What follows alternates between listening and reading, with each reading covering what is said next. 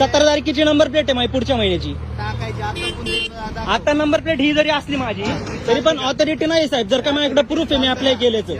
चालतं का? अहो पण माझ्याकडे ऐका ना, पण नंबर प्लेटला अप्लाय केले ना मी. अप्लाय केलंय तर नंबर प्लेट टाकायचं काम कोणाचं आहे? अहो पण आलीच नाही नंबर प्लेट तर टाकू कुठून मी? ती टाकायची काय ते HRPS टाकायची का?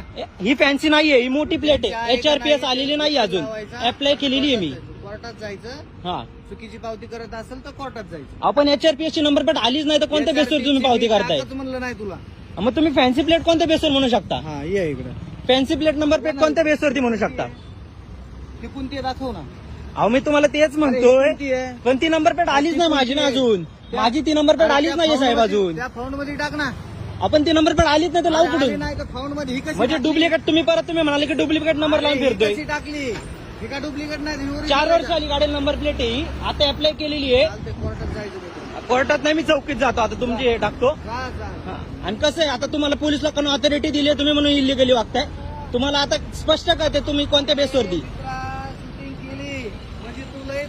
हा पुण्य करतोय नाही, चुकी माझी नाहीये. कोर्टात मला दाखवता येईल. कोणती काळी काचे दाखवा ना. जाळ्या लावल्यात, ही जाळ्या लावल्यात, जाळ्या लावल्यात, स्पष्ट दिसतंय.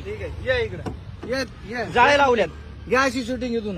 दावा की हो की. अरे शूटिंग घे, चल दाखवा की शूटिंग. मी तुला काढून दाखवतो. घ्या की.